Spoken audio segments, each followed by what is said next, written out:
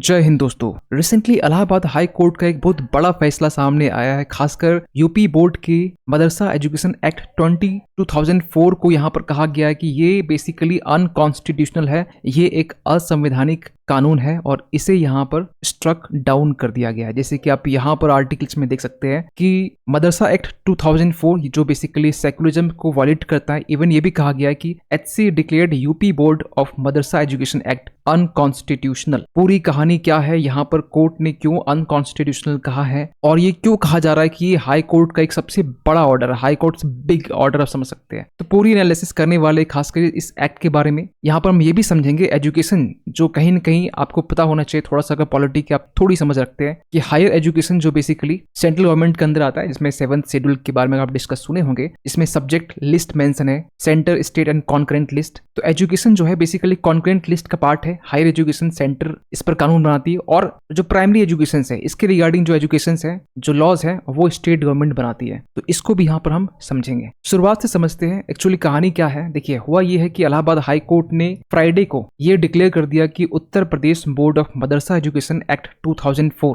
ये जब लाया गया था, उस टाइम में मुलायम सिंह यादव उस टाइम में चीफ मिनिस्टर थे, जिसे रिसेंटली इलाहाबाद हाई कोर्ट ने अब अनकॉन्स्टिट्यूशनल करार दिया है, क्योंकि यहाँ पे ये कहा गया है कि ये प्रिंसिपल ऑफ सेकुलरिज्म है, इसे वॉयलेट करता है और जो हमारा फंडामेंटल राइट्स है, आर्टिकल 14 जो बात करता है right to equality, equality before law and equal protection of laws, इसका भी वॉयलेट करता है। पूरी कहानी क्या है इसको हम आगे समझते हैं। देखिए, सबसे पहले हम ये समझते हैं कि मदरसा एक्ट 2004 एक्चुअली है क्या। देखिए, मदरसा एक्ट 2004 के तहत में ये स्टेट गवर्नमेंट को, ध्यान सुने हर एक वर्ड को, स्टेट गवर्नमेंट को ये अलाउ करता है कि आप उत्तर Pradesh Board of Madrasa education आप स्टैब्लिश कर सकते हैं और इसी के तहत में जो मदरसा बोर्ड है वो बनाए गए। ओनली हम यूपी की हम बात कर रहे हैं। सो इस बोर्ड के तहत में यहाँ पर जो एजुकेशन है फ्रॉम प्राइमरी लेवल या फिर पोस्ट ग्रेजुएट लेवल या रिसर्च लेवल, इनको यहाँ पर देने की बात की गई। और सबसे यूनिक इसमें बात ये थी कि ये जो बेसिकली एक्ट था और जो एजुकेशन देने की जो बात की गई, देखिए एजुकेशन जो होता है ये एक्चुअली एजुकेशन डिपार्टमेंट या मिनिस्ट्री ऑफ एजुकेशन के तहत में आता है, लेकिन ये मदरसा बोर्ड को रखा गया यहाँ पर माइनॉरिटी वेलफेयर मिनिस्ट्री के तहत में, इनके अंडर में रखा गया। इवन की मदरसा के जो सिलेबस है इसमें यहाँ पर स्टूडेंट्स जो है इनको रिक्वायरमेंट होती थी इस्लाम हो चाहे उनके डॉक्ट्रिन्स हो, उनके रिगार्डिंग स्टडी करना। इवन की साथ साथ में यहाँ पर मॉडर्न एजुकेशन को भी यहाँ पर इंक्लूड किया गया, जिसे एज ए ऑप्शनल आप चूज कर सकते हैं। जैसे फॉर एग्जाम्पल क्लास 9-10 में अगर आप पढ़े होंगे तो हमने तो बहुत पहले पढ़ा है 2009-10 में, उस टाइम में हमें मालूम था कि काउंटिंग 5 सब्जेक्ट को होते हैं लेकिन एक सब्जेक्ट आपका ऑप्शन होता है। तो उस तरीके से यहाँ पर जो मॉडर्न सब्जेक्ट है, मॉडर्न सब्जेक्ट मीन्स आप मैथमेटिक्स हो गया, साइंस हो गया, फिर लॉजिकल रीजनिंग हो गया, ऐसे सब्जेक्ट्स को यहाँ पर ऑप्शनल में रखा गया। इसमें कहा गया कि इसमें से कोई एक जो सब्जेक्ट है आप अपने चॉइस से चूज कर सकते हैं एज ए ऑप्शनल। और आज के टाइम में ना उत्तर प्रदेश में टोटल 16,513 जो रिकग्नाइज्ड मदरसा है। इवन की इनमें से 25 लाख जो स्टूडेंट हैं वो मदरसा में भी फिलहाल एजुकेशन ले रहे हैं। और अनरिकग्नाइज की बात करें तो उसमें 8,449 जो अनरिकग्नाइज, जिसे गवर्नमेंट ने रिकग्नाइज नहीं किया है। देखिए, मदरसा एक्ट जो है ना ये बेसिकली किस तरीके से काम करता है कि इसमें जो एजुकेशन है, एक तो होता है इस्लामिक, एक होता है मॉडर्न। इस्लामिक जिसे हम मदरसा में जिसे कहा जाता है दीनी और इसे कहा जाता है दुनियावी। दीनी की हम बात करें तो यहाँ पर भी ये 2 पार्ट है। मॉडर्न जो मदरसा एक्ट है इसमें कहा जाता है इसमें 2 पार्ट है, जिसके तहत में जो डिग्रियाज होती हैं, जैसे क्लास 9, 10, 11, 12 की ये डिग्री होती है, उसी तरीके से यहाँ भी डिग्री दी जाती है। लेकिन इनकी डिग्री जो होती है कुछ इस तरीके से होती है, जैसे हाफिज हो गया, कारी हो गया या फिर मौलवी हो गया, आलिम हो गया। ये सारे जो डिग्रीज हैं पार्ट 1 में दी जाती है। इवन की पार्ट 2 में जो है इसमें दिया जाता है, जैसे फॉर एग्जाम्पल कि मुंशी हो गया, कामिल हो गया, फाजिल हो गया, मौलवी हो गया, आलिम हो गया, ये सारे जो डिग्रीज है ये इसमें दी जाती है पार्ट 2 में। और इसके बाद अगर कोई फर्दर एजुकेशन प्रोसीड करना चाहता है, पोस्ट ग्रेजुएट करना चाहता है, तो वो आगे किसी भी एक पर्टिकुलर सब्जेक्ट को चूज करके, फॉर एग्जाम्पल कि इस्लामिक लिटरेचर या पर्शियन लिटरेचर को चूज करके हॉरिजॉन्टल एंट्री के थ्रू से वो पोस्ट ग्रेजुएट के लिए अप्लाई कर सकता है। फॉर एग्जाम्पल कि अगर हम सिलेबस की थोड़ी सी हम ब्रीफली डिस्कस कर ले तो यहाँ पर क्लास 1 से लेकर 8 तक में मदरसा में कुरान और इस्लामिक स्टडीज दी जाती है कुछ अदर सब्जेक्ट के साथ में। इवन क्लास 10 की बात करें इसमें थियोलॉजी पढ़ाई जाती है। थियोलॉजी मीन्स सुन्नी और शिया के बारे में। लेकिन आप पाकिस्तान जाएंगे तो वहाँ पर ओनली सुन्नी का जो एजुकेशन है ये प्रोवाइड किया जाता है, क्योंकि पाकिस्तान एक सुन्नी कंट्री है। और क्लास 10 में जो ऑप्शनल सब्जेक्ट होता है वो आपको ओनली 1 चूज करना पड़ता है, जिसमें से आप मैथमेटिक्स फिजिक्स लीजिए, होम साइंस लीजिए, और होम साइंस में उसमें भी कंडीशन क्या है कि ओनली गर्ल्स से ले सकती है। लॉजिक या फिलोसफी हो गया, सोशल साइंस हो गया, साइंस हो गया, तिब यानी कि मेडिकल साइंस हो गया, इसमें से आप कोई एक ले सकते हैं। तो सबसे बड़ा सवाल निकलता है कि एक्चुअली मदरसा एक्ट 2004 को चैलेंज क्यों किया गया। देखिए, एक यूपी की एडवोकेट है अंशुमन सिंह राठौड़, इन्होंने यहाँ पर कुछ ग्राउंड के बेसिस पर सुप्रीम कोर्ट में इलाहाबाद हाई कोर्ट में रिट पिटीशन फाइल किया। इसमें यह कहा गया कि ये जो एक्ट है मदरसा एक्ट 2004, ये प्रिंसिपल ऑफ सेकुलरिज्म को वॉलेट करता है। इवन ये भी कहा गया कि जो सेकुलरिज्म है, जो हमारा प्रिंसिपल कहता है, ये वॉलेट तो कर रहा है, जो बेसिकली हमारा basic structure of the constitution है, इसका ये पार्ट है और ये इसी का वॉलेट हो रहा है। इसके अलावा जो है आर्टिकल 14 जो इक्वलिटी बिफोर लॉ के बारे में बात करता है, 15 यानी कि मींस डिस्क्रिमिनेशन के बारे में बात करता है, इसे भी वॉलेट कर रहा है। Even article 21A right to education, इसे भी वॉलेट करता है। राइट टू एजुकेशन किसे वॉलेट करता है? देखिए, मदरसा में जो एजुकेशन प्रोवाइड की जाती है, मॉडर्न जो एजुकेशन है, ये बिल्कुल नाम मात्र होता है, लेकिन जो राइट टू एजुकेशन है, ये मॉडर्न एजुकेशन के बेस्ड पर है। और मदरसा में यहाँ पर जो दीनी एजुकेशन, इस्लामिक एजुकेशन है, वो प्रोवाइड की जाती है।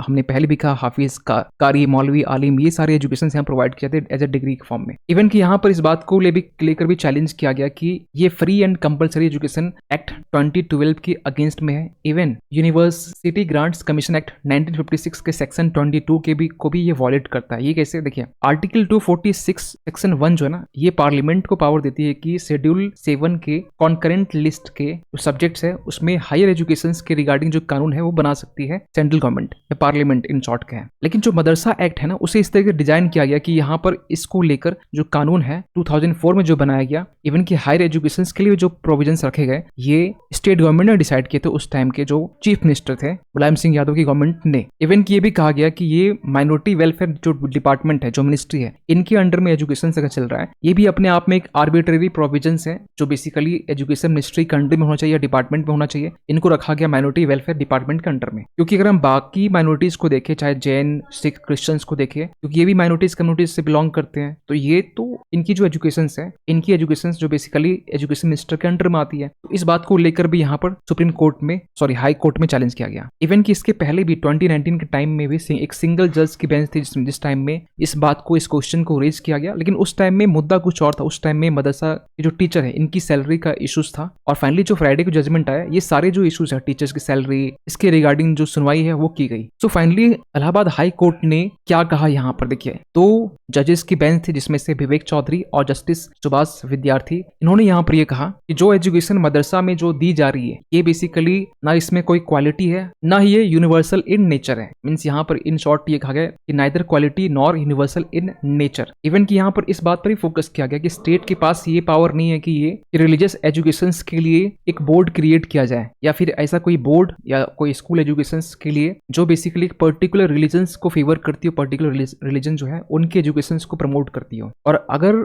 स्टेट में अगर ऐसा हो रहा है तो ये बेसिकली प्रिंसिपल ऑफ सेकुलरिज्म को वायलेट करती है, which is in the letter and spirit of the constitution of India. Even कि ये भी कहा गया कि ये जो बेसिकली आर्टिकल 14 है, इसे भी वायलेट करती है, जो equal treatment to every person by the state ये डिमांड करती है कि स्टेट हर एक पर्सन को इक्वल ट्रीटमेंट करे, क्योंकि ये जो मदरसा है, इनकी जो फंडिंग है, ये स्टेट गवर्नमेंट ही देती है। जैसे कुछ कुछ मामले में, सैलरीज के मामले में, जैसे हायर एजुकेशन होती है, या फिर मौलवी, कामिल, फाजिल, इनकी जो सैलरी होती है, इनकी कुछ स्टेट गवर्नमेंट देती है, कुछ सेंट्रल गवर्नमेंट देती है। इवन की कोर्ट ने ये भी असर्ट किया कि माइनर जो चिल्ड्रन है, इनके फंडामेंटल राइट्स के अगेंस्ट में है, और वो चिल्ड्रन जो बेसिकली मार्जिनलाइज्ड या पुअर सेक्शन से बिलोंग करते हैं, जो माइनॉरिटी, जो लार्जेस्ट कम्युनिटी जो है, उनके फंडामेंटल राइट्स का भी उल्लंघन है। इवन की मदरसा एक्ट के बारे में ये भी कहा गया कि ये जो मदरसा बोर्ड जो बनाया गया एजुकेशन प्रोवाइड करने के लिए, ये बेसिकली प्रमोट कर रही है, ओनली प्रमोट कर रही है इस्लामिक एजुकेशन को, इसके प्रिस्क्रिप्शन को, इंस्ट्रक्शन को और फिलोसफी को, जो अल्टीमेटली सेकुलरिज्म को वॉलेट करती है, जो हमारा बेसिक स्ट्रक्चर ऑफ डॉक्ट्रिन है। सो ये जो एक्ट है ओनली अनकॉन्स्टिट्यूशनल नहीं है,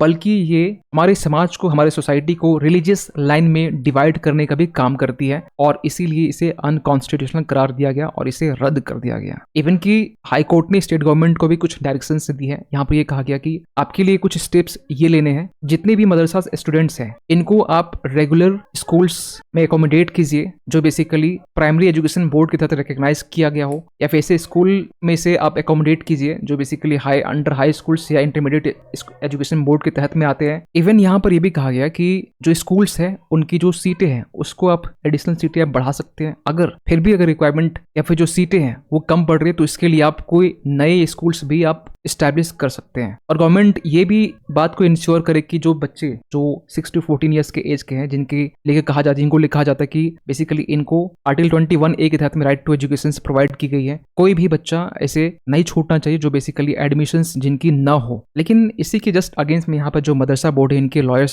संदीप दीक्षित और जो प्रशांत चंद्र है, इन्होंने यहाँ पर ये कहा कि जिन्होंने पेटिशन फाइल किया था यूपी के एक एडवोकेट राठौड़ जी की तरफ से, उनके बारे में कहा गया कि ये तो हाई कोर्ट में ओनली प्रैक्टिस कर रहे हैं एज ए लॉयर, तो इनके पास में कोई भी पर्सनल इंटरेस्ट नहीं है, इनके पास में कोई भी लॉकस स्टैंड ही नहीं है कि ये पेटिशंस को फाइल कर सके। तो इसके बदले में कोर्ट ने यहाँ पर ये कहा कि there is no reason to disbelieve his means Rathore's intentions, means Rathore का जो रीजन है, जो तर्क है, वो बेसिकली सही है, क्योंकि यहाँ पर हाई कोर्ट ने ये भी कहा कि जो कॉज रेज किया गया ये बेसिकली एक जेन्युइन कॉज है, जो ना कि ओनली जो चिल्ड्रन है उनके ऊपर इम्पैक्ट करती है या फैमिली से इम्पैक्ट करती है, बल्कि यहाँ पर जितने भी सिटीजन्स हैं देश के, उनके ऊपर भी ये जो विषय है, ये जो इश्यूज है, कॉज है, ये इम्पैक्ट करती है। क्योंकि आज के टाइम में जो मॉडर्न क्वालिटी एजुकेशन के बेनिफिट को जो डिनाई करती है, उसके लिए कहा जा रहा है कि वो अपनी ग्रोथ और लाइवलीहुड को कहीं ना कहीं एक लिमिटेड ऑप्शंस में स्टक कर देती है। ऐसी बातें भी हाई कोर्ट ने यहाँ पर जो विपक्ष है के वकील है, इनको कहाँ पर कहा गया। तो इन तमाम इश्यूज को लेकर और इलाहाबाद हाई कोर्ट का एक बड़ा एक ऑर्डर या जजमेंट को लेकर आपका क्या मानना है, कमेंट कीजिएगा। मिलते किसी अगले वीडियो में, तब तक के लिए थैंक यू सो मच।